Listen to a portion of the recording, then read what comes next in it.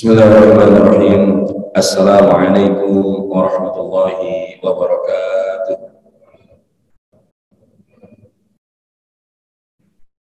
Innal hamdalillah nahmaduhu wa nasta'inuhu wa nastaghfiruhu wa natubu ilaih wa na'udzu billahi min shururi anfusina wa min sayyiati a'malina. May yahdihillahu fala mudilla lahu wa may yudlil fala hadiya lahu. Asyhadu an la ilaha illallah wahdahu la syarika lah wa asyhadu anna nabiyyana Muhammadan abduhu wa rasuluhu la nabiyya wa la rasula ba'da. Allahumma fassalli wa sallim ala hadha nabiyyil karim sayyidina wa maulana Muhammad sallallahu alaihi wasallam wa ala alihi wa ashabihi wa man tabi'ahum bi ihsanin ila yaumiddin. Amma ba'd, subhanaka la ilma lana illa ma 'allamtana innaka antal alimul hakim wa la hawla wa la quwwata illa billahil aliyyil azim. Allahumma arzuqna fahman nabiyyin wa hifzal mursalin wa ilhamal malaikatil muqarrabin ya fattah ya alim iftah qulubana futuhal arifin. Fadilatul mukarramin, Bapak Ibu jamaah yang insya Allah diberkahi dan dirahmati Allah Subhanahu wa Ta'ala, bagaimana kabarnya pagi hari ini? Alhamdulillah. Semoga lafaz hamdalah yang sama-sama kita ucapkan sekali lagi menjadi penguatan kesyukuran kita kepada Allah Subhanahu wa Ta'ala atas segala limpahan nikmat dan karunia yang telah Allah berikan kepada kita. Karena sesungguhnya kalau kita hari ini menghitung banyaknya nikmat Allah Subhanahu wa Ta'ala, kira-kira sanggup untuk kita hitung atau tidak? Maka niscaya kita nggak akan sanggup untuk menghitungnya. Wa in ta'uddu ni'matallahi la tuhsuha. Dan jikalau kalian ingin menghitung banyaknya nikmat Allah, maka niscaya kalian tidak akan sanggup untuk menghitungnya. Maka oleh karenanya, ketika kita berbicara tentang nikmat, mudah-mudahan kita tidak termasuk golongan kanut, tapi kita masuk dalam golongan syukur. Maksudnya gimana? Karena kalau kita lihat, tatkala Allah Subhanahu wa Ta'ala berfirman dalam Quran surah Al-Adiyat ayat yang ke-6, A'udzu billahi minasyaitonir rajim. Bismillahirrahmanirrahim. Innal insana lirabbih lakanud. Sesungguhnya manusia itu sangat ingkar, tidak berterima kasih kepada Rohnya. Sehingga ketika di dalam konteks ayat ini Imam Hasan Al-Basri rahimahullah mengetengahkan pandangannya bahwa ya'uddul misaiba wa yansan ni'am. Yang dimaksud dengan golongan kanut itu adalah orang yang terus-menerus menghitung musibah demi musibah, lantas melupakan berbagai nikmat yang telah Allah beri. Dan ini beliau sampaikan, direkam di dalam kitab Uddatus Sabirin wa Dzakiratus Sabirin. Maka kalau kita lihat, hari ini bukan tidak mungkin orang-orang yang seperti ini sedikit atau banyak, Bapak Ibu. Yang lebih dihitung itu apa? Musibahnya daripada nikmatnya. Makanya kita berharap kita hidup itu menggunakan filosofi mata lebah dan bukan mata lalat. Apa bedanya lebah dan lalat, Pak, Bu? Ya, kalau yang namanya lalat, walaupun dia ditaruh di taman bunga, maka yang dia cari adalah sampah, betul nggak? Tapi sebaliknya yang namanya lebah, walaupun dia ada di tempat sampah, maka yang dia cari adalah bunga. Betul atau tidak? Dan ini maksudnya bagaimana? Hari ini ada orang ya ketika melihat sesuatu fenomena kejadian itu lebih banyak melihat titik salahnya daripada titik benarnya. Dan hari ini beberapa isu terakhir itu sangat menghangat, entah itu tentang organisasi filantropi yang dimiliki dari kalangan kaum muslimin, pondok pesantren yang digugat, dan banyak hal yang kemudian akhirnya bahasanya itu gara-gara nilai titik rusak susu sebelanga gitu ya. Gara-gara segelintir atau oknum atau hanya beberapa orang yang melakukan kekeliruan Namun kemudian kita menghakimi, mengeneralisasi bahwa semua yang dimiliki umat itu pasti begitu. Makanya kita dituntut untuk objektif, melihat kebaikan-kebaikan dan ketidakbaikan. Dalam ungkapan lain itu, ya sekurus-kurus ikan pasti ada dagingnya, tapi segemuk-gemuk ikan juga pasti ada tulangnya, kan begitu. Maka begitupun ketika kita melihat apa yang menjadi nikmat-nikmat yang Allah berikan kepada kita. Kadang-kadang kita hari ini belum bisa melihat kebaikan karena apa? Kita terlalu sibuk ditutupi dengan keburukan. Kenapa hari ini kita tidak mampu bersyukur? Karena kita selalu melihat bahwa apa yang Allah berikan kepada kita selalu kurang. Padahal apa yang telah Allah cukupkan untuk kita, maka itu akan menjadi keberkahan. Tapi ketika kita selalu tidak pernah merasa cukup, maka bukan tidak mungkin kita akan selalu merasakan kekurangan. Dan untuk itulah kita berharap, kita belajar dari hadis Nabi SAW bahwa bagaimana kita melatih kesyukuran agar kita tidak jadi golongan kanut. Ya, salah satunya dalam hadis riwayat Imam Bukhari wa Muslim, bahwa dari Abu Hurairah radhiyallahu anhu, beliau berkata bahwa Rasulullah SAW bersabda, "Unzuru ila man asfala minkum." Lihatlah orang-orang yang berada di bawah kalian, wala tanzuru ila man huwa fawqakum. Dan jangan lihat orang-orang yang berada di atas kalian. Fahuwa ajdaru an la tazdaru ni'matallahi 'alaikum. Karena dengan begitu kalian tidak meremehkan nikmat Allah yang diberikannya kepada kalian. Atau kama qala Nabi sallallahu alaihi wasallam. Lalu apakah Ustaz dalam kondisi seperti ini kita seorang muslim nggak boleh lihat orang-orang yang berhasil di dunia ini? Oh, itu bukan berarti demikian. Maksudnya adalah jangan sampai kemudian kita itu dalam urusan dunia selalu melihat kepada yang lebih tinggi tapi tidak sebaliknya dalam urusan akhirat. Makanya para ulama kemudian menjelaskan bahwa yang dimaksud melihat kepada yang di atas itu, jangan melihat kepada yang di atas itu adalah dalam perkara urusan dunia saja. Tapi kalau kemudian dalam urusan akhirat, harusnya dia justru malah melihat yang di atas, jangan sebaliknya. Karena kalau kemudian, ya kalau dalam urusan akhirat, Ustadz lihat yang di bawah aja lah. Kalau hari ini saya udah ngaji, ya 1 juz tuh masih ada tuh yang dia nggak ngaji kan gitu. Teman saya bacanya masih terbata-bata, maka dia nggak akan terpacu untuk melakukan kebaikan-kebaikan di dalam ukuran amal saleh. Kenapa? Karena kita melihat Bapak Ibu ya, jangan sampai, mohon maaf ya, kita kalah dengan binatang. Kita kalah dengan binatang. Karena ini ada sebuah dialog imajinatif itu ya. Ketika seekor kambing, anak kambing bertanya kepada ibunya, gitu.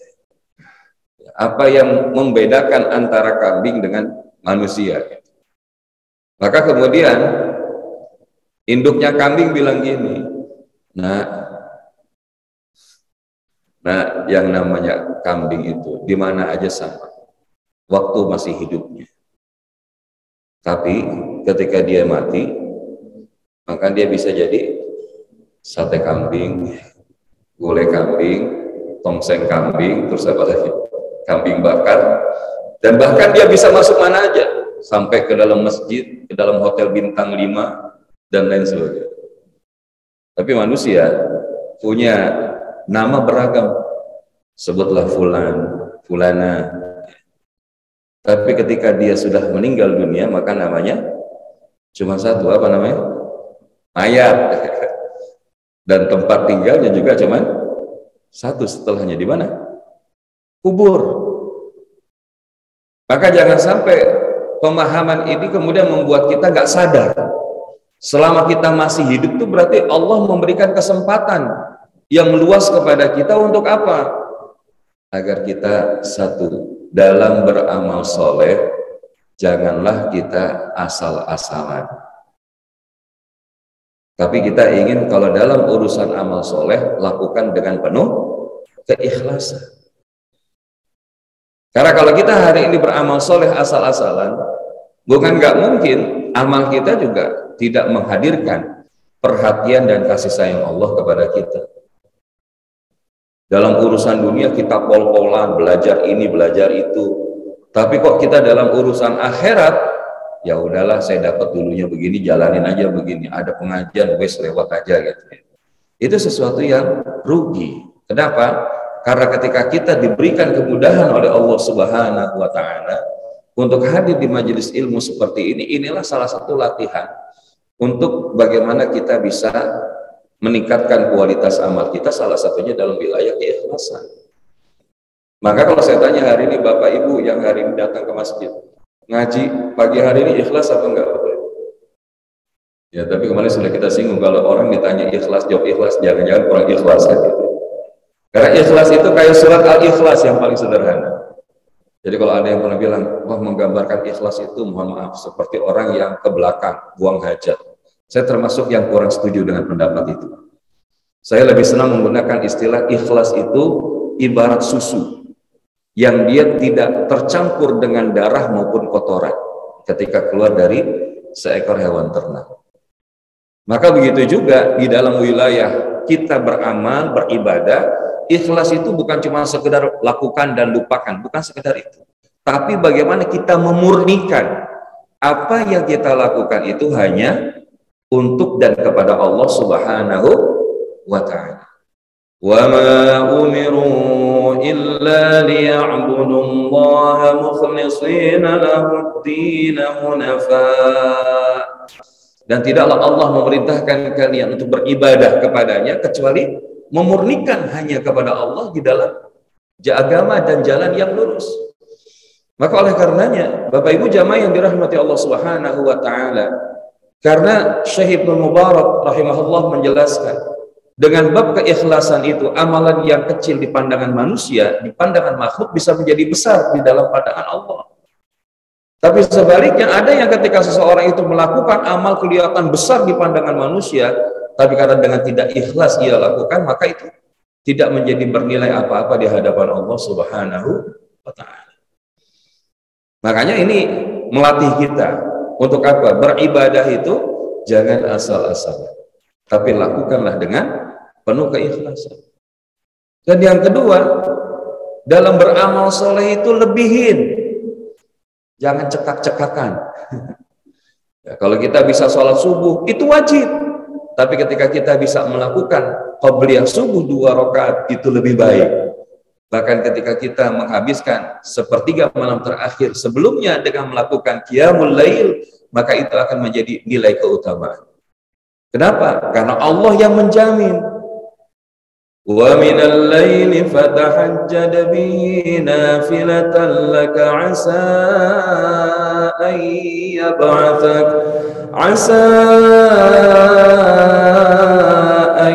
yab'atsak rabbuka maqaman mahmuda. Maka orang-orang yang kemudian dia senang di dalam aktivitas malamnya, berkhulwat dengan Allah, me time dengan Allah, mendirikan beberapa rakaat salat malam, maka kelak mereka Allah pantaskan untuk apa? Maqaman mahmuda, mendapatkan tempat yang terpuji. Makanya cahaya orang-orang yang dia gemar melakukan ibadatul lail, salah satunya qiyamul lail, itu kelihatan dari pancaran wajahnya. Dan kelihatan yang hadir ini rata-rata adalah insya Allah bagian dari ahlul lail itu. Bahkan terlihat ada di antaranya yang sudah dari tadi tidak melihat kepada yang ada di depan, tapi melihat tempat sujudnya. Tapi ala kulli hal, inilah kenapa yang kemudian bahasanya perlu kita lebihin. Jangan kita cuma sekedar melakukan, menggugurkan kewajiban. Dan yang ketiga, maka karena kita sadar bahwa jangan sampai hidup kita nanti tidak punya label apa-apa di hadapan Allah, adalah bagaimana kemudian bukan hanya saja beramal dengan penuh keikhlasan, beramal dengan menambahkan dari yang wajib dengan yang sunnah, dan juga adalah beramal ibadah, jangan menunda-nunda. Jangan menunda-nunda. Karena apa? Karena tidak ada di antara kita yang bisa menjamin usia kita itu bakal sampai di usia berapa. Maka di titik inilah bagaimana selama ada kesempatan amal baik, selama ada kesempatan melakukan kesolehan, maka kejar.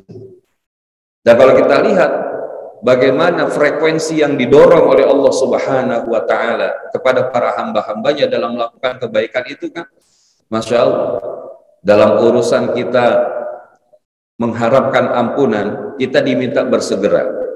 Wasari'u ila maghfiratin min rabbikum wa jannah, dan bersegeralah kalian menuju ampunan Allah untuk mendapatkan surganya. Dalam urusan kebaikan, fastabiqul khairat, maka berlomba-lombalah kalian dalam kebaikan. Bahkan di dalam urusan amal soleh, beribadah itu, dalam satu surah Az-Zariyat disebutkan fafirru ilallah, maka berlarilah kalian menuju Allah. Karena dalam satu hadis qudsi dikatakan bahwa siapa yang mendekat kepadaku sejengkal, maka aku akan mendekat kepadanya sedepa. Siapa yang mendekat kepadaku sedepa, aku mendekat kepadanya sehasta. Siapa yang kemudian berjalan kepadaku, maka aku akan berlari menghampirinya. Maka inilah yang perlu kita lakukan. Namun semua ini nggak bisa kita lakukan kalau kita nggak paham bahwa ternyata derajat manusia yang paling tinggi di sisi Allah itu adalah ketika dia mencapai derajat menjadi seorang hamba. Betul nggak Bapak? Dari mana kok kita bisa katakan bahwa derajat tertinggi seorang manusia itu ketika dia jadi hamba? Dalilnya diantaranya Quran surah 17 ayat 1. 17 ayat 1 Quran surat Al-Isra ayat yang pertama. Tapi insya Allah kalau jamaah Al-Aqsa ini rata-rata penghafal Quran semua insya Allah. Bismillahirrahmanirrahim. Subhanalladzi asra bi'abdihi laylan minal masjidil haram minal masjidil haram ilal masjidil aqsa. Maha suci Allah yang telah memperjalankan siapa? Memperjalankan siapa? Enggak, ini kisahnya kisah tentang siapa Pak?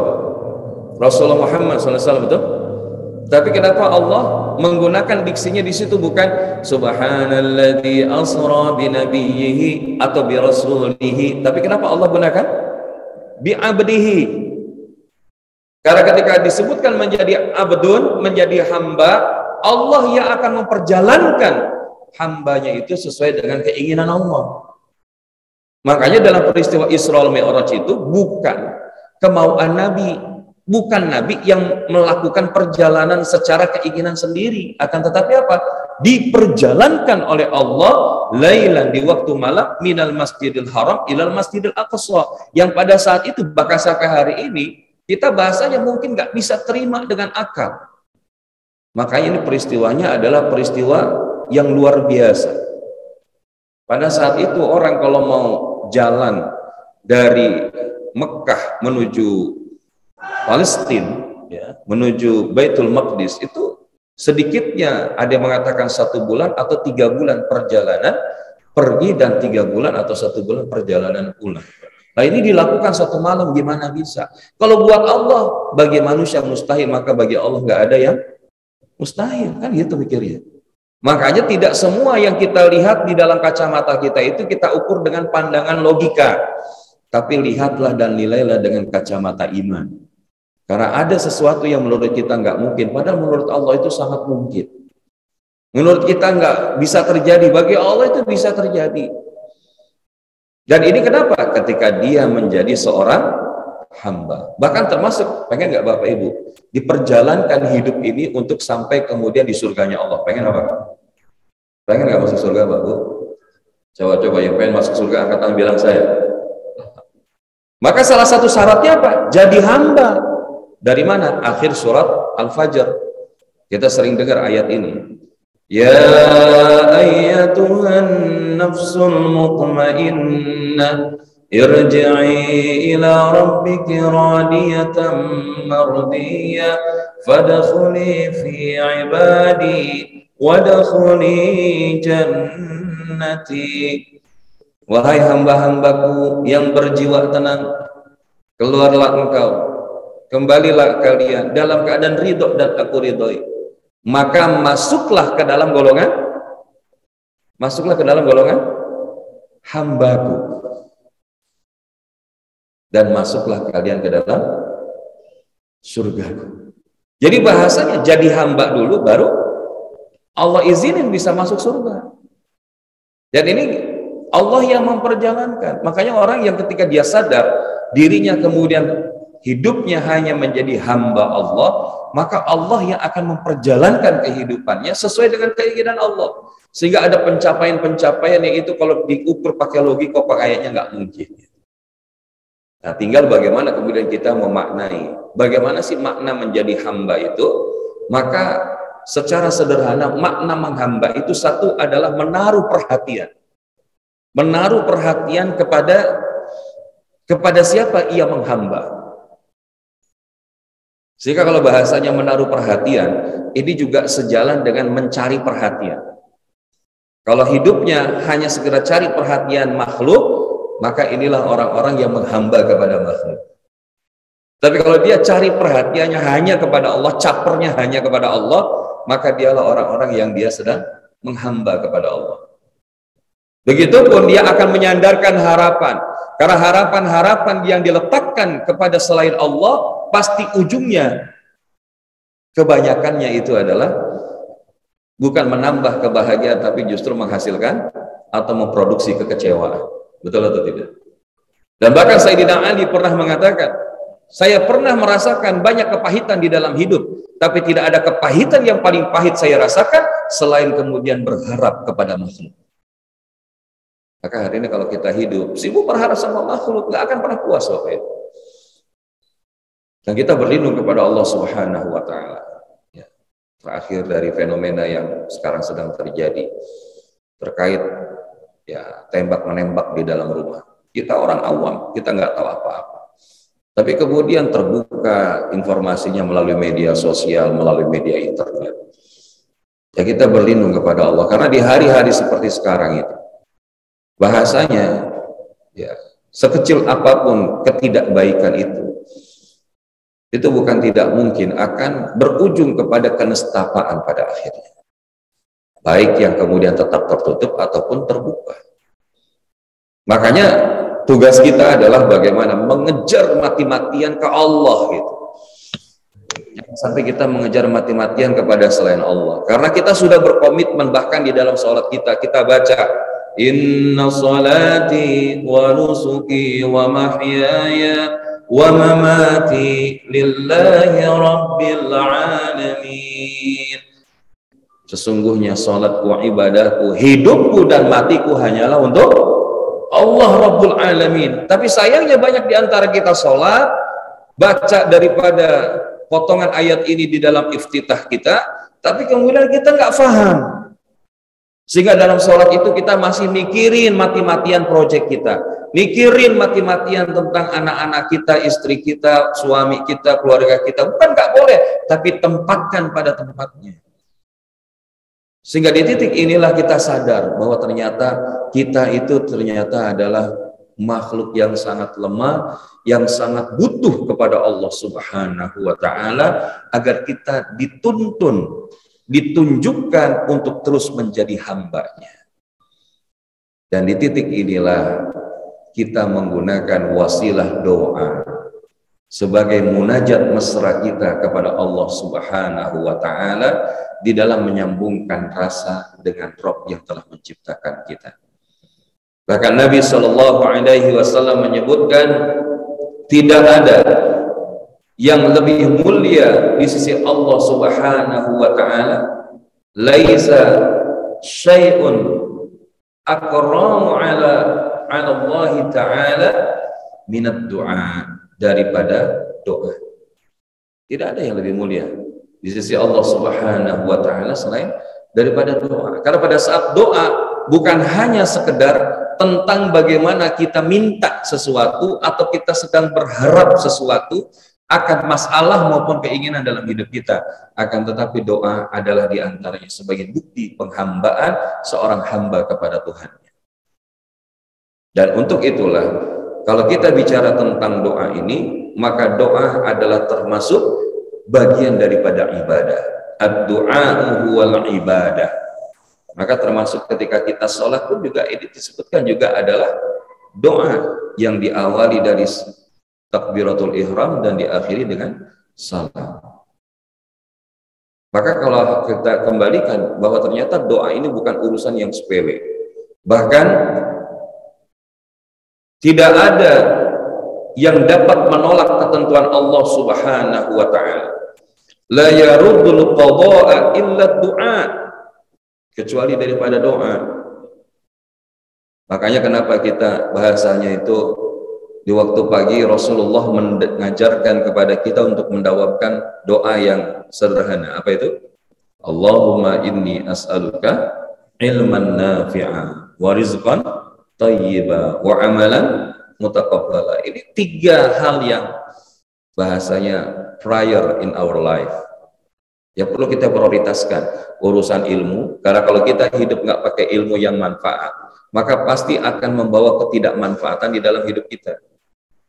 Kita minta rezeki yang baik, karena kalau rezekinya nggak baik, maka itu nggak akan membawa kebaikan buat kita. Dan semua amal yang kita lakukan, kalau ujungnya nggak diterima, zong kehidupan kita. Maka oleh karenanya Bapak Ibu yang dirahmati Allah, bahkan Rasulullah menyampaikan sebuah kecaman. Innahu man lam yas'alillah yaghdabu alaihi. Sesungguhnya barang siapa yang tidak berdoa meminta kepada Allah, maka ia akan mendapatkan murkanya Allah. Jadi kalau kita hari ini bahasanya terhadap sesuatu hal kita nggak berdoa kepada Allah, itu berarti menunjukkan kesombongan kita kepada Allah. Dalam ukuran lain, bahkan Nabi SAW menyebutkan ketika seorang muslim, seorang mukmin putus tali sendalnya atau kekurangan garam, bahkan dia minta, ngadunya hanya sama Allah. Maka oleh karenanya, Bapak Ibu jamaah yang dirahmati Allah Subhanahu wa taala, dalam kaitan Seven Amazing Series ini, Seven Amazing Prayer Series ini, kita di pertemuan bulan lalu sudah mendudukkan bab tentang doa. Dan insya Allah hari ini kita akan mulai masuk daripada doa yang pertama yang insya Allah kita kaji, kita bedah, kita lihat kebermanfaatannya, kefahaman kita akan hal itu, dan kemudian kita amalkan dan terpantulkan dalam perilaku dan akhlak kita sehari-hari. Dan yang akan kita lakukan pada pagi hari ini adalah salah satu bagian doa yang kita istilahkan Ultimate Forgiveness Prayer. Jadi bagaimana doa permohonan ampunan yang utama kepada Allah Subhanahu wa taala. Dan kenapa kok kita bahas yang mulai dari sini? Nah, ini kemarin sudah kita singgung hadis qudsinya, man syaghalahu dzikri an mas'alati a'taituhu afdhala ma u'tiyas sa'ilin. Siapa yang disibukkan oleh zikir kepadaku, termasuk apa? Sibuk ngaku sama Allah Subhanahu wa taala, sehingga kemudian dia berdoa kepadaku, maka aku berikan dia lebih baik dari apa yang aku berikan kepada orang-orang yang sekedar meminta. Jadi bahasanya orang yang ngaku kepada Allah dan kemudian meminta, akan Allah beri lebih banyak daripada sekedar orang yang meminta tapi nggak ngaku. Dan kalau kita bicarakan tentang ngaku dan permintaan, maka yang dimaksud pengakuan itu diantaranya apa? Ngaku akan dosa-dosa kita. Makanya kalau kita belajar dari kisah Nabi Adam alaihissalam, maka begitu beliau diturunkan di atas muka bumi, maka doa yang pertama munculnya apa? Pengakuan, betul enggak? Ya, insya Allah doanya juga sudah hafal semua. Rabbana ya Rabbana zalamna anfusana wa illam taghfir lana wa tarhamna lanakunanna minal khasirin. Coba lihat. Yang pertama diminta oleh Nabi Adam itu apa? Bukan tentang minta langsung taghfir lana ya Allah, tapi apa? Zalamna, ya Allah, kami telah berlaku zalim ya Allah. Karena ketika Nabi Adam itu diturunkan dalam sebuah riwayat, ketika dari surga itu diturunkan di atas muka bumi di daerah India, di daerah sekitaran daerah India. Kemudian Bunda Hawa itu di Jeddah di Saudi. Makanya sekarang itu bahasanya bukan, kita membahasakannya Jeddah ya, atau Jeddah. Tapi kalau bahasa Arabnya Jeddah itu kan nenek moyang. Nah di titik itulah kemudian bahasanya terpisah. Dan kemudian dalam kondisi seperti itu Nabi Adam sujud kepada Allah Subhanahu wa taala dalam sekian puluh tahun dengan membaca doa ini. Doa pengakuan. Confession prayer. Ngaku sama Allah. Ya Allah, kami telah berlaku zalim. Coba lihat. Kalau bahasanya orang ngaku itu, dia nggak sibuk nyalahin orang, betul nggak? Dia nggak sibuk nyalahin siapapun yang telah membuat dia berada dalam keadaan itu. Bahasa nggak dia bilang gini, ya Allah, iblis telah menggelincirkan kami. Kan yang godain Adam dan Hawa siapa? Iblis. Tapi nggak sibuk-sibuk nyalahin iblis tuh, Nabi Adam alaihissalam. Tapi sibuk kemudian bilang, ini kalau bahasa dalam ilmu manajemen diri namanya accountable. Menjadi manusia atau menjadi person yang accountable. Accountable itu apa? Yang dia bisa melihat apa kontribusi kesalahan dirinya pada sebuah kegagalan yang terjadi, dan kemudian dia berupaya bagaimana melakukan recovery terbaik untuk kemudian tidak terjebak di dalam kegagalan yang terus-menerus. Dan dia nggak masuk kepada BEJ. BEJ itu apa? Blaming. Dikit-dikit nyalahin atas kegagalan yang terjadi. Oh, regulasinya gini sih. Oh, orang itu gitu sih. Ah, tim saya begitu sih. Maka orang-orang yang seperti ini locus of controlnya itu terletak pada sisi eksternal. Tapi kalau dia kendali dirinya itu pada locus of control internal, maka dia nggak akan sibuk nyalahin. Termasuk apa? Excuse, BEJ. Suka cari apa namanya? Alasan. Dan justify, nganggep ya ini udah lumrah lah kesalahan kayak gini. Tapi kalau orang-orang yang accountable, dia akan melihat kepada apa kontribusi kesalahan dari sebuah kegagalan, dan kemudian apa upaya dia di dalam memperbaiki kegagalan itu untuk kemudian tidak berkelanjutan. Dan Nabi Adam mengajarin itu kepada kita. Rabbana zalamna anfusana, ya Allah, diri-diri kami telah melakukan kezaliman, dan kalau engkau tidak wa illam taghfir lana, mengampuni kami, maka niscaya kami akan jadi orang-orang yang betul merugi. Maka ketika Nabi Adam meletakkan pengakuan sebelum permintaan, maka Allah mudahkan. Maka Allah mudahkan sampai kemudian akhirnya diterima taubatnya, bertemulah kemudian Nabi Adam dan Bunda Hawa itu di Jabal Rahmah, di Arafah. Dan Bapak Ibu, ini bukan hanya pada diri Nabi Adam, para Anbiyaul Mursali juga kebanyakan begitu. Termasuk ketika yang sering kita angkat ya, Nabi Ayub alaihissalam sakit ya. Tapi kan kalau orang kalau lagi sakit, biasanya gimana doanya? Ya Allah sembuhin saya dong gitu ya. Tapi kalau Nabi Ayub gimana? Direkam di Al-Quran itu, idnada rabbahu anni massaniyad durru wa anta arhamur rahimin. Ya, dan kemudian Nabi Ayub itu menyeru kepada Rabbnya, ya Allah, Engkau tahu bahwa diri ini sedang sakit ya Allah. Anni masaniyad durru wa anta arhamur rahimin. Dan Engkau Rabb yang maha penyayang di antara yang penyayang. Coba, tidak ada sedikit pun kata ya Allah sembuhkan saya. Ini maknanya apa? Ternyata kalau doa dengan penuh pengakuan akan dirinya, akan keadaannya, dibandingkan daripada permintaannya, bukan tidak mungkin peluang dikabul oleh Allahnya lebih besar dibandingkan yang selainnya. Sehingga di titik inilah Bapak Ibu jamaah yang dirahmati Allah SWT, kalau kita kerucutkan salah satu yang diungkapkan oleh Syaikhul Qayyim, kalau kita punya banyak hajat sementara waktu kita itu amat singkat, maka setidaknya kita beristighfar kepada Allah. Ucapkanlah astagfirullah. Dan kalau kita lihat astagfirullah ini kan bentuk permintaan ampun kita sama Allah, betul? Tapi ternyata kan bentuk kalimat istighfar ini banyak. Ya, ada Rasulullah itu 70 hingga 100 kali baca astagfirullahaladzim, alladzi la ilaha illa huwal qayyum wa atubu ilaihi. Ada juga yang ketika dibacakan rabbighfirli wa tub alayya innaka antat tawwabur rahim. Ya.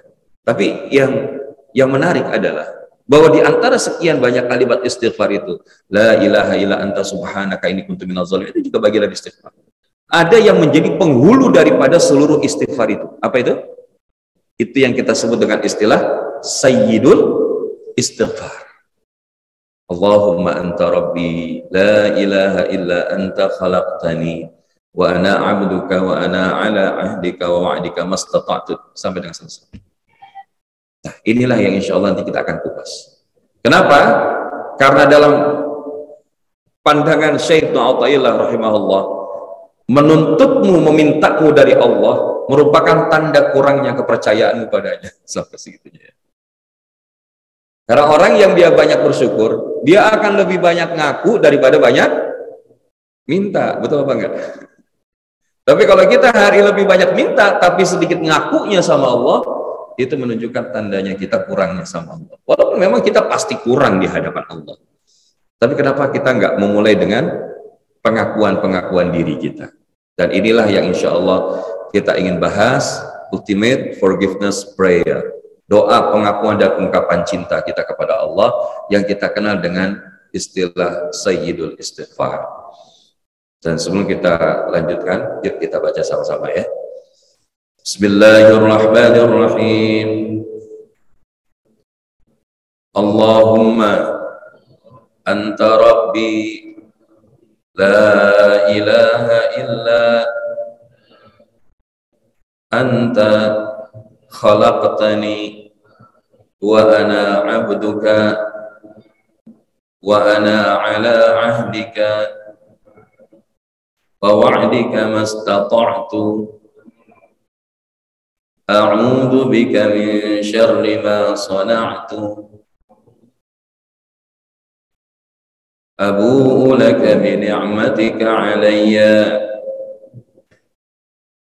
wa abu'u bidhanbi faghfirli fa innahu la yaghfiru dhunuba illa anta. Alhamdulillah. Jadi ini adalah doa yang insya Allah sebetulnya sudah sering kita baca, tapi boleh jadi tidak semua kita sudah pasti paham.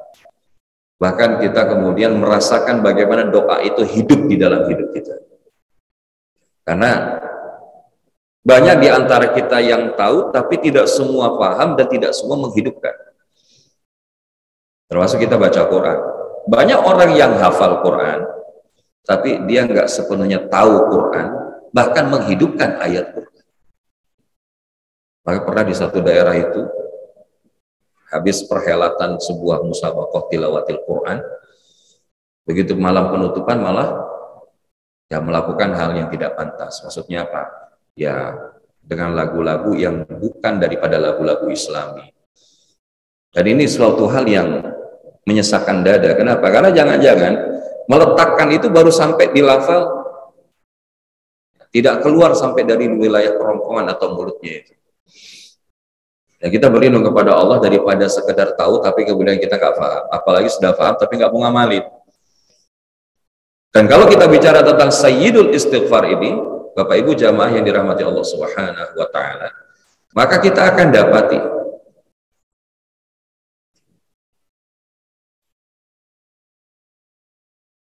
bahwa ada beberapa poin yang perlu kita dudukkan sebelum kita lanjutkan. Bahwa Sayyidul Istighfar ini adalah induknya dari istighfar yang tadi disebutkan. Ya, kalau kalimat yang paling sederhana istighfar ya astaghfirullahalazim. Nah, itu. Tapi kalau sudah bahasanya induknya istighfar, maka ini tentu memiliki nilai keutamaan lebih daripada sekedar yang lainnya tadi. Bahkan di dalam Sayyidul Istighfar ini terkumpul makna taubat. Karena orang-orang yang bertaubat itu apa yang akan dia dapatkan Bapak Ibu? Ya ayyuhalladzina amanu tubu ilallahi taubatan nasuha asa rabbukum an yukaffira ankum sayyiatikum wa yudkhilakum jannat. Maka Allah akan mengampuni dosa-dosanya dan dimasukkan ke dalam surga. Terkumpul makna taubat, bahkan ini juga merupakan ikrar cinta seorang hamba kepada Rabb-nya. Maka ketika tadi kita pengen jadi seorang hamba, maka ini adalah salah satu ikrar cinta kita sebagai seorang hamba. Nanti kita akan mendapati ya potongan-potongan itu di dalam Sayyidul Istighfar ini. Bahkan ini adalah kado istimewa dari Rasulullah SAW. Bagaimana tidak? Kan kata Nabi apa? Siapa umatnya, seorang muslim, seorang mukmin yang dia membaca 3 kali Sayyidul Istighfar di waktu pagi ba'da subuh dan sore ba'da asar, maka kemudian terjadi sesuatu di dalam hidupnya yang mengakibatkan kematian, maka kematiannya terhitung menjadi min ahlil jannah. Tinggal kita merasa ini kado yang istimewa nggak ada Rasulullah gitu ya. Kan kita pengen ya nanti kalau setelah hidup di dunia kan pengen masuk surga, betul nggak Pak? Tapi tadi banyak jalan-jalan kita menuju surga, tapi banyak yang kita abaikan. Nah, salah satunya jalan Sayyidul Istighfar ini. Kita dawamkan ba'da subuh, ya, ba'da asar. Karena apa? Setelah itu tidak ada sholat sunnah berikutnya, kecuali kemudian waktu masuk sholat berikutnya. Dan di titik itu kemudian para malaikat mencatatkan, mengaminkan doa-doa kita. Dan oleh karena itulah, bahkan Sayyidul Istighfar ini adalah jaminan pertolongan Allah di dalam hidup kita. Maka Bapak Ibu, jamaah yang dirahmati Allah Subhanahu wa taala, nah, hadisnya tadi, barang siapa yang mengucapkan Sayyidul Istighfar di siang hari dengan meyakininya, lalu dia mati pada hari itu sebelum sore hari, maka dia termasuk penghuni surga. Dan siapa yang mengucapkannya di malam hari dengan meyakininya, lalu dia mati pada malam itu sebelum pagi, maka dia pun termasuk penghuni surga. Jadi kita baca siang, malam, pagi, petang, nggak bisa. Maka oleh karena itulah, bagaimana kemudian kita melihat apa sih isi kandungan Sayyidul Istighfar ini sehingga begitu istimewa, ya, begitu istimewa. Maka kalau kita mulai dari Allahumma anta rabbi, maka Allahumma anta rabbi di sini adalah pengakuan akan rububiyatullah, pengakuan rububiyahnya Allah Subhanahu wa taala di dalam hidup kita. Karena kalau bicara tentang tauhid rububiyah adalah mengesahkan Allah dalam perbuatan Allah. Mentauhidkan Allah dalam perbuatan Allah. Bahwa Allah satu-satunya Al-Khaliq yang maha pencipta. Al-Malik yang maha merajai. Al-Mudabbir pengatur jagat raya. Ar-Razzaq memberi rezeki.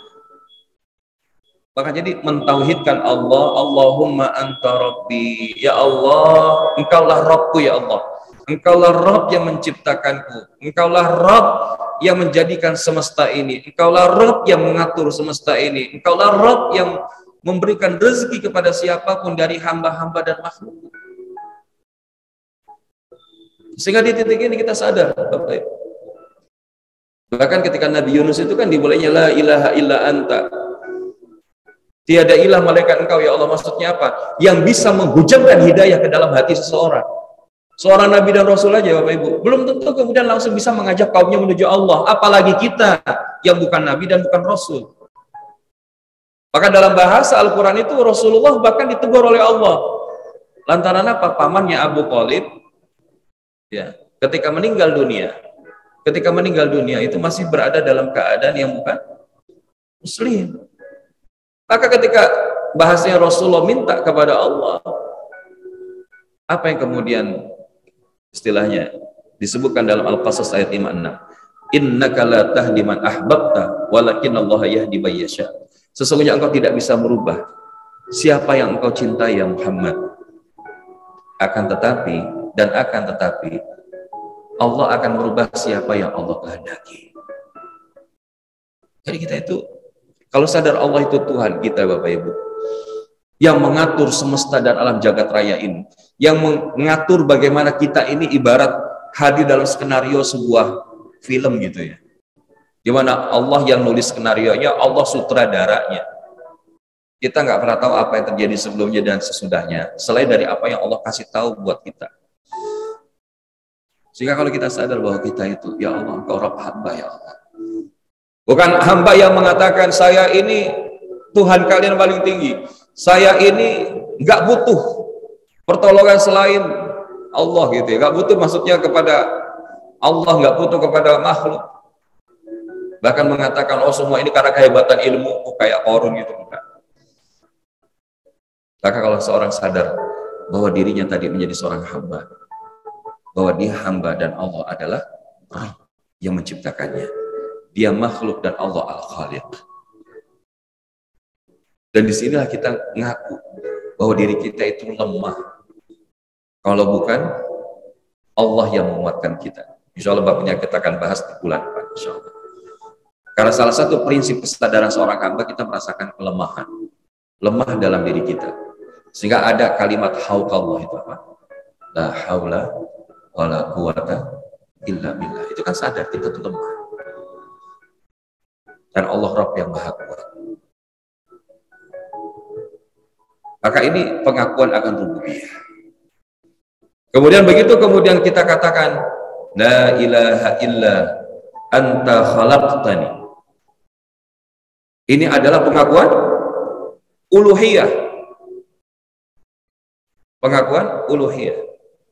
Tiada Tuhan selain Engkau ya Allah, Engkau yang menciptakan aku. Maka tidak sepantasnya seseorang itu kemudian menyembah kepada selain Allah. Karena kalau dalam wilayah uluhiyah itu adalah kita menjadikan ilah kita itu hanya Allah, yang kita sembah itu hanya kepada Allah. Dan dalam konteks kita, berarti tauhid uluhiyah itu mengesahkan Allah dalam perbuatan hamba. Mengesahkan Allah dalam perbuatan kita sebagai seorang hamba. Kalau tadi kan mengesahkan Allah dalam perbuatannya Allah. Tapi kalau uluhiyah adalah mengesahkan Allah dalam perbuatan hamba. Yaitu apa? Kita sebagai seorang hamba itu hanya ibadahnya kepada Allah. Tidak boleh satupun ibadah diserahkan kepada selain Allah. Apapun itu, doa kita, tawaf kita, kurban kita, nazar kita, itu hanya boleh ditujukan kepada Allah Subhanahu wa Ta'ala semata. Nah, jadi pengakuan rububiyah, pengakuan uluhiyah. Dan yang berikutnya adalah wa ana abduka. Aku adalah hamba-Mu ya Allah. Wa ana ala ahdika. Aku menetapi perjanjian untuk taat kepadamu ya Allah. Wa wa'dika mastata'tu. Dan janji balasan sesuai dengan kemampuanmu ya Allah. Kita itu kan sudah jalan Bapak Ibu ya. Sudah lewat dua alam, alam ruh. Di mana kemudian kita pada saat itu sudah berjanji setia sama Allah. Apa janji setia kita? Ketika Allah berkata, alastu bi rabbikum. Al-A'raf 172. Maka kemudian kita, semua saat itu, ruh-ruh kita semua manusia, itu mengatakan, qalu bala syahidna.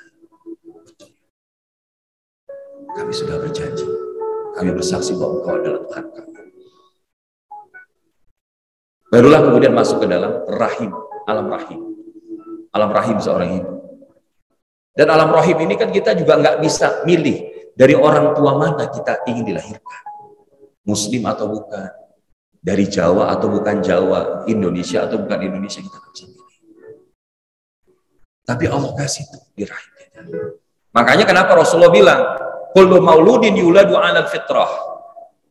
Setiap bayi yang baru lahir itu fitrah. Ma ma'nal fitrah? Muslim.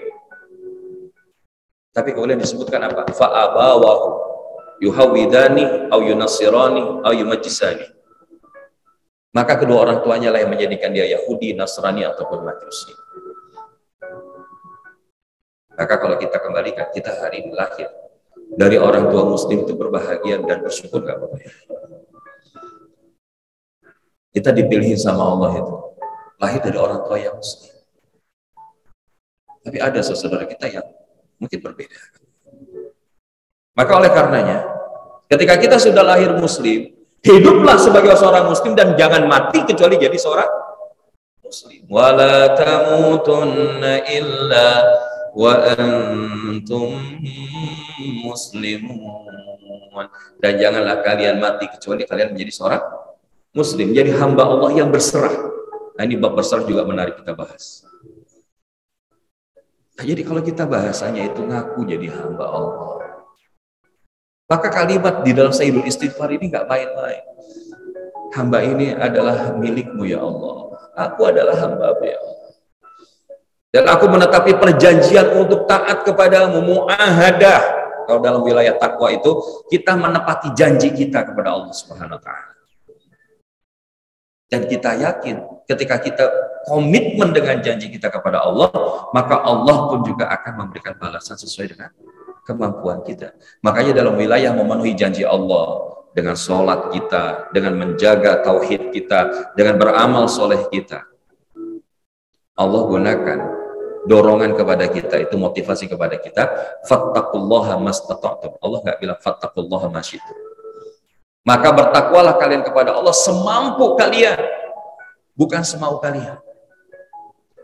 Karena kalau kita bahasa semau kalian, ya kita mau-maunya, kalau lagi mau soleh ya soleh, kalau lagi pengen salah ya salah gitu.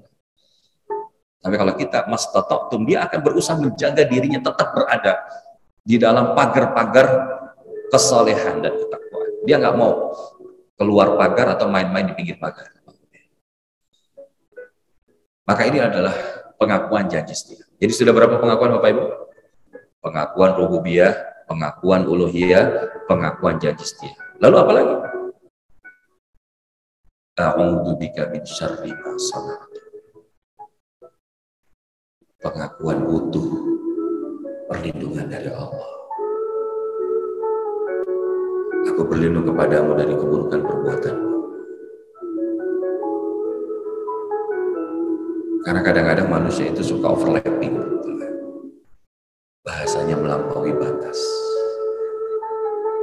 Kalau kita nggak dituntun sama Allah, kalau kita nggak dibimbing sama Allah, kalau kita nggak dijagain sama Allah,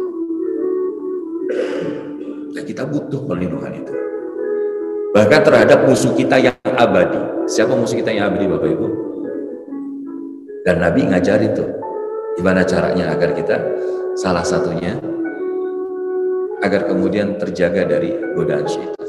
Bahkan termasuk ketika kita ngaji kayak gini, kalau dikasih riadohnya mau nggak Bapak Ibu? Dikasih caranya mau nggak Bapak Ibu?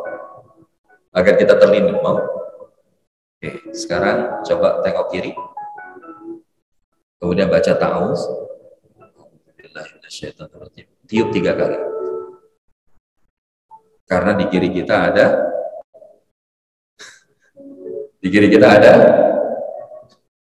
ya, jangan bilang Ustadz di kiri saya ada setan, padahal sebelahnya ada Pak Haji. Dan ini memang betul, kan kalau kita mimpi buruk, yang diajar Rasulullah apa? Mengucapkan ta'awuz, menoleh ke kiri, dan bahasanya meludah, bukan meniup. Dan kalau kita mimpi buruk itu jangan cerita sama yang lain. Tadi malam saya mimpi buruk banget, gini. No. Minta perlindungan sama Allah. Terus kalau kita ngaji ngantuk, ya salah satunya mungkin setan lagi nebar paku sama nebar pasir kan gitu. Paku itu supaya kita duduknya nggak betah ya kan. Pasir itu ditiupin di mata kita, tidur ya. Makanya salah satu tadi kalau itu, ya kalau kita di PPA itu salah satunya mendawamkan yang kayak gitu, sederhananya. Bahasa gini, kalau kita ikut SOP-nya Allah dan SOP-nya Rasulullah, insya Allah hidup kita terselamat. Dan salah satu SOP kita selamat itu apa? Kalau kita berlindungi hanya sama Allah. Gak ada yang bisa jagain kita melebihi penjagaan Allah. Fallahu khairan hafizah. Maka Allah itu adalah sebaik-baik penjaga. Allah yang jagain. Kita gak bisa jagain istri kita, suami kita, anak kita saat dia tidak bersama kita di rumah. Kita minta dilindungi sama Allah. Kita nggak bisa jagain pimpinan kita, staf kita, bawahan kita, tetangga kita, guru-guru kita, selain apa perlindungan dari Allah, apalagi diri kita. Nah ini pengakuan yang kelima. Abu ulaka bi nikmatika alayya wa abu bidzambi. Pengakuan atas nikmat dan dosa. Aku mengakui nikmatmu kepadamu ya Allah. Karena tidak nikmat itu yang datang dari diri kita semata-mata, kecuali itu datang dari Allah. Wa abu bidzambi ya Allah. Dan aku mengakui dosaku kepadamu ya Allah. Bahasanya ngaku dosa. Ngaku dosa. Tadi Rabbana sholat, itu ngaku dosa. La ilaha illa anta subhanaka inni kuntu minaz zalimin, ngaku dosa gitu. Sehingga Allah kasih Nabi Yunus keluar dari perut ikan. Nabi Adam diterima taubatnya, dikumpulkan lagi bersama Allah. Karena hari ini bisa jadi masalah-masalah dalam hidup kita terjadi bukan semata-mata karena kehendak dan keinginan Allah, tapi lantaran karena dosa-dosa kita kepada Allah. Maka oleh karenanya apa yang kita minta dari semua ini? Kita ngaku rububiyah, uluhiyah. Kita ngaku butuh perlindungan dari Allah. Pengakuan atas nikmat dan dosa. Dan kita pada akhirnya ngaku sebagai hamba yang butuh daripada ampunan Allah. Faghfirli, faghfirli, maka ampunilah hamba ini. Fa innahu la yaghfiru dzunuba illa anta. Sebab tidak ada yang bisa mengampuni dosa selain dalam salah satu ayat di dalam Al-Quran. Allah masih nahan bala itu azab karena dua. Yang pertama, masih ada Rasulullah dan masih ada orang yang memohon taubat kepada Allah. Saya mengatakan ya Allah, ya Allah, ya Allah. Yang pertama ini udah nggak ada apa ya. Dan kalau kita lihat hari ini, sebenarnya kalau kita lihat pakai kacamata iman, ini memang udah makin dekat dengan akhir zaman.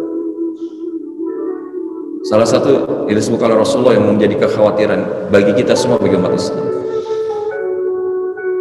Yang amanah tidak dipercaya, yang tidak amanah dipercaya. Dan pada hari itu banyak ruwaibidah. Ruwaibidah itu siapa? Orang yang ngomong sesuatu tapi tidak dengan ilmunya. Dalam bahasa kita diantaranya ujaran-ujaran kebencian, hoax. Itu diantara yang kita berlindung kepada Allah daripada para ruwaibidah itu. Maka hari ini jangan sibuk kita merasa benar sendiri, karena al-insan mahalul khata' wa nisyan. Manusia itu tempatnya salah dan lupa. Kalau kita ngerasa nggak punya salah, hati-hati. Tapi juga jangan terjebak kepada kita merasa bersalah berlebihan sehingga kita nggak bisa move on, itu juga salah. Namun ketika dalam urusan kita sama Allah, maka kita ngaku aja deh kita salah sama Allah. Dan kalau kepada manusia, jangan ngerasa kita lebih hebat dari yang lain. Karena bertakwa itu adalah ketika kita tidak merasa lebih hebat dari manusia lain. Maka jika ini yang sudah kita temukan dengan izin Allah, Bapak Ibu, yang terakhir adalah kita akan menemukan rasa saat berbincang mesra kepadanya. Karena sekali lagi Syekh Ibnu Athaillah mengatakan, belumlah jadi seorang hamba yang sejati hingga kita lebih menikmati kemesraan dengan Sang Maha Pemberi daripada sekedar pemberiannya. Jadi ketika dia jadi seorang hamba tuh bukan semata-mata dia dapat, oh saya bisa minum, tapi bagaimana kemudian dia minta kepada Allah biar dikasih minum, itulah dia merasakan sebagai sebuah kenikmatan yang melebihi daripada minum itu sendiri. Dan mudah-mudahan ketika kita hari ini menyadari Sayyidul Istighfar adalah di antara doa yang utama yang perlu kita fahami, kita amalkan, kita dawamkan, bahkan kita praktekkan. Pengakuan-pengakuan tadi, pengakuan rububiyah, pengakuan uluhiyah, pengakuan janji komitmen setia kepada Allah, pengakuan butuh perlindungan, pengakuan atas nikmat dan dosa. Baru kita hadirkan, kita minta ampun ya Allah. Sehingga kita nggak ngerasa tinggi di hadapan Allah. Dan di titik itulah kita akan merasakan kenikmatan dalam munajat-munajat yang kita panjatkan di sisi Allah Subhanahu wa Ta'ala. Mudah-mudahan yang disampaikan ini ada manfaatnya Bapak Ibu. Insya Allah di kesempatan berikutnya kita akan melanjutkan di dalam doa yang berikutnya. Dan doa pertama ini dalam 7 Amazing Prayer Series merupakan pintu pembuka. Sehingga kita ketika merasakan menjadi seorang hamba, nikmat berdoa itu nggak main-main. Bahkan bisa jadi nikmat kita dikasih itu tidak lebih baik daripada nikmat kita saat meminta kepada Allah, saat ngaku sama. Dan dengan demikian kita akan menyadari bahwa kita adalah seorang hamba di sisinya. Mudah-mudahan ada manfaatnya. Jika memang ada yang ingin menambahkan atau bertanya, ada waktu beberapa saat sebelum kita tutup. Hadanallahu wa iyyakum ajma'in wal afwa minkum. Baik. Jazakallahu khairan. Ya, inilah insyaallah mudah-mudahan hadiah kami buat Jamaah Al-Aqsa. Jadi di beberapa majelis yang lain pun kita ada program-program lain ya. Salah satunya di majelis lain kita bahas tentang tazkiyatun nafs. Dan salah satunya insya Allah jika memang nanti Bapak Ibu berkenan dalam waktu dekat Al-Fakir ada sebuah program mentoring 10 kali pertemuan ba'da subuh di hari kerja. Judulnya adalah AHA Mentoring. Apa itu AHA Mentoring? Amazing Heart Awareness. Dan itu kita ambil dari buku Syekh Shalih Al-Munajjid dalam buku Silsilati A'malul Qulub. Dan Dr. Aid Abdul Al-Qarni yang diterjemahkan judulnya Cambuk Hati. Nah ini juga insya Allah akan running dalam waktu dekat.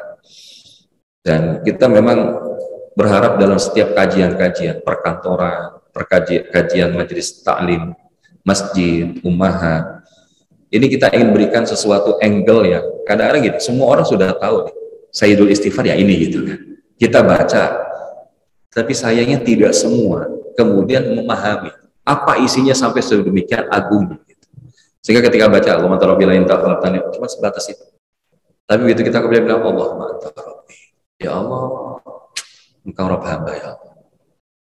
La ilaha illa anta khalaqtani, kepada engkau hanya sajalah hamba itu menyembah ya Allah. Dan seterusnya.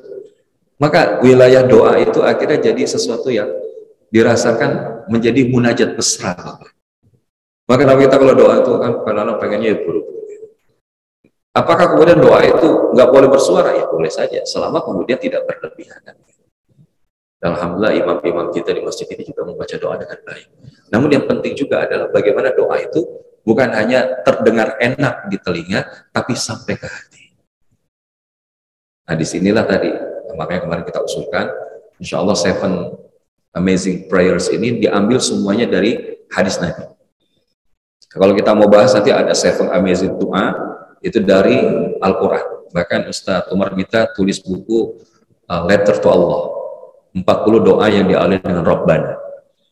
Jadi alhamdulillah banyak para ulama yang sekarang itu para asatizat yang mengambil angle-angle menarik di dalam apa yang kita lakukan sehari-hari.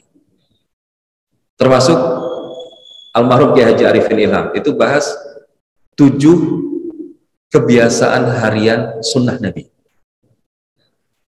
Makanya kalau dibilang kita punya 7 habits, ya itu kan siapa tulisannya?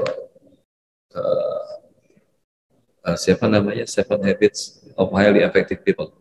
Ini kan seorang pemuka agama di luar Islam. Ya. Dan menariknya kalau nanti kita bahas 7 Habits itu, ini sekali lagi dari Islam. Ya. Jadi mulai dari apa? Saya dulu sempat sering bahas ini ya. Ya apa namanya? Kita mulai dengan be proactive ya. Karena seorang muslim itu jangan sampai kemudian reaktif. Start with the end of your mind. First thing first. Itu semua babnya itu tentang diri. Self leadership. Dan self leadership ini udah diajar Rasulullah 15 abad yang lalu melampaui beliau. Kemudian apa namanya? Try to understand and to be understood. Kemudian win-win solution, apa namanya? Think win-win. Kemudian be synergized. Dan akhirnya itu sharpen the soul. Dan ini semua kalau mau dibahas ini juga Islami juga. Walaupun yang ketemu itu makanya kalau hikmah itu bahkan dari binatang sekalipun kita ambil. Karena itu adalah mutiara-mutiara umat mutiara-mutiara di dalam ajaran agama kita yang kemudian itu dikemukakan oleh orang lain. Nah, kita punya yang lebih hebat lagi dari itu. Karena ini sudah dipraktekkan oleh Rasulullah. Kita nggak punya best role di dalam hidup kita melebihi daripada Rasulullah SAW. Nah, ini kita baru ambil chunking satu posisi saja dalam wilayah doa Rasul. Doa Rasul itu banyak. Nah, tapi yang kita ambil doa-doa yang nggak terlalu banyak, tapi punya makna yang dalam. Bahkan kemarin saya baru ketemu ada satu doa, insya Allah nanti akan disampaikan di sini juga. Beberapa waktu belakangan ini, Bapak Ibu, di beberapa daerah, informasi orang yang wafat itu termasuk frekuensinya cukup lumayan, sering. Gitu. Dan akhirnya kemudian kita merenung, bagaimana ya Allah, ada orang yang ketika dia wafat itu banyak yang doakan, banyak yang kemudian nilai-nilai kebaikan itu disebutkan, tapi adik sebaliknya. Maka ada satu doa itu dari Ibnu Abi Sunni, yaitu apa? Dari Rasulullah, Allahumma ja'al khaira umri akhirah wa khaira amali khawatimah wa khaira ayyami yawma alqaka fi. Nah, nanti kita bahas insyaallah. Dan ini luar biasa, doa-doa Rasulullah itu kalau menurut saya bahkan dari beberapa buku-buku literatur motivasi dan lain sebagainya, ini jauh melampaui dari buku-buku motivasi itu. Nah, kalau tadi kita belajar satu aja, sayyidul istighfar dengan izin Allah, kita tahu penyadaran diri sebagai seorang hamba, maka dengan izin Allah kita itu akan diperjalankan sama Allah. Bahkan tadi kalau Pak Haji bilang, ya kita butuh dunia, tapi bahasa dunia itu adalah dalam Al-Quran, wala tansa nasibaka minad dunya. Sekedar jangan lupa. Jangan lupa. Artinya jangan lupa, ya para sahabat berdagang, Rasulullah juga berniaga. Namun tadi maksud Pak Haji untuk kemudian meluaskan syiar ini, insya Allah kita mulai dari masjid kita. Ya, mulai dari Masjid Al-Aqsa. Makanya saya alhamdulillah kalau direkam di Al-Aqsa ini termasuk dokumentasi yang cukup baik. Sehingga saya share ke jamaah yang lain. Alhamdulillah animonya juga cukup baik. Cuma saya nggak tahu nih hari ini kelihatannya nggak direkam ya. Berarti pas lagi giliran ada kebaikannya, pas lagi nggak direkam, nggak apa-apa. Pasti ini juga ada kebaikan. Gitu. Dan ini, alhamdulillah, pengurus juga sudah buat resume ya. Setiap kita ngisi kajian di sini itu sudah dituliskan. Bahkan kalau misalkan nanti dari pengurus masjid ada beberapa materi yang menurut pengurus masjid itu bisa didokumentasikan jadi buku, why not? Dan bahkan saya merasa bahagia kalau kemudian ya jariah keilmuan ini jadi pahala yang terus mengalir. Nah, jadi ya, ya, ya.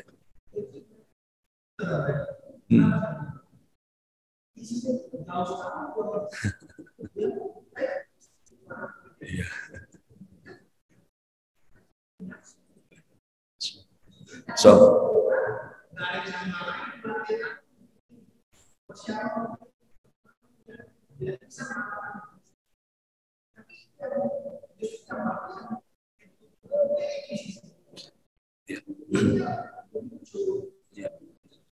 ya mohon doanya Bapak Ibu insya Allah ya kalau memang nanti ini menjadi bagian kebaikan, mudah-mudahan bisa kita lestarikan, kita dokumentasikan, kita buat buku, dan mudah-mudahan insya Allah Jamaah Al-Aqsa berkenan juga untuk menciarkan. Dan tadi nanti dalam waktu dekat kita ada program mentoring secara online, jadi Bapak Ibu pas lagi mau jalan ke kantor atau ba'da subuh belum ada aktivitas lain setelah zikir dan doa, maka mudah-mudahan nanti bisa ikut gabung di program mentoring Amazing Heart Awareness. Nah, ini salah satu program kita juga, Pak. Kita perlu menyentuh banyak umat masyarakat tanpa terbatas untuk bisa datang ke satu lokasi. Dan salah satunya adalah sekarang kita sudah masuk era new normal. Artinya normal itu kita sudah nggak ada lagi bedanya antara offline dan online. Ya kita sekarang mau online mudah, mau offline juga mudah.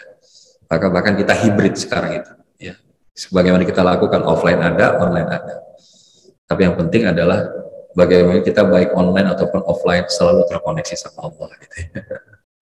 Baik, jazakallah khair untuk motivasi yang Pak Haji sampaikan. Insya Allah mudah-mudahan bisa kita tindak lanjuti dan mohon dukungannya dan doanya Bapak Ibu. Jika memang ini dirasakan ada manfaatnya, kita bisa share Minimal setelah kita tulis, kita share kepada keluarga kita, sehingga nilai-nilai pemahaman ini juga bisa mengalir terus kepada keluarga kita dan orang-orang terdekat yang kita cintai. Wallahu a'lam. Baik, cukup, ada lagi? Sepertinya tidak ada ya, di online juga tidak ada pertanyaan, dan waktu sudah menunjukkan pukul 6:30. Boleh jadi Bapak Ibu ingin melanjutkan dengan 2 rakaat syuruk, masih tersedia sampai beberapa waktu ke depan sebelum duha. Dan semoga Allah mengizinkan kita diberikan keistiqomahan dalam iman Islam kita sampai kemudian akhir hayat kita dalam keadaan husnul khatimah. Oleh karenanya, mari kita akhiri rangkaian pertemuan kita hari ini dengan sama-sama membacakan Sayyidul Istighfar. Mungkin Bapak Ibu kita baca dengan sepenuh hati, sepenuh rasa. Semoga apa yang kita bacakan betul-betul menjadi latihan kita untuk bermunajat mesra kepada Allah Subhanahu wa Ta'ala. Astaghfirullahaladzim. Astaghfirullahaladzim. Astaghfirullahaladzim. Wa natubu ilaih min jami'il ma'asi wa dhunub. Wa tub alayya ya rabbal alamin. Allahumma salli wa sallim ala sayyidina Muhammad wa ala kulli sahabati rasulillahi ajma'in. A'udhu billahi minasy syaithanir rajim. Bismillahirrahmanirrahim. Alhamdulillahi rabbil alamin. Alhamdulillahi rabbil alamin. Allahumma lakal hamdu wa ilaikal mushtaka wa antal musta'an wa la hawla wa la quwwata illa billahil aliyyil azim. Allahumma ij'al jam'ana hadha jam'an marhuma wa tafarruqana min ba'dihi tafarruqan ma'suma. Allahumma anta rabbi la ilaha illa anta khalaqtani wa ana 'abduka wa ana 'ala 'ahdika wa wa'dika mastata'tu. A'udzu bika min syarri ma sana'tu. Abu'u laka bi ni'matika 'alayya wa abu'u bi dhanbi faghfirli فإنه لا يغفر الذنوب إلا أنت. اللهم اغفر للمسلمين والمسلمات والمؤمنين والمؤمنات الأحياء منهم والأموات إنك سميع قريب مجيب دعوات. ربنا تقبل منا دعاءنا وصلاتنا وحاجاتنا وتوبتنا توبة نصوحا وكل أعمالنا يا الله، واختم لنا بحسن الخاتمة ولا تختم علينا بسوء الخاتمة برحمتك يا أرحم الراحمين. ربنا آتنا في الدنيا حسنة وفي الآخرة حسنة وقنا عذاب النار. وصلى الله على سيدنا محمد النبي الأمي وعلى آله وصحبه وبارك وسلم. سبحانك اللهم وبحمدك أشهد أن لا إله إلا أنت أستغفرك وأتوب إليك. والحمد لله رب العالمين. Demikian yang bisa kami sampaikan. Mohon maaf atas segala kekurangan. Wabillahi taufiq wal hidayah.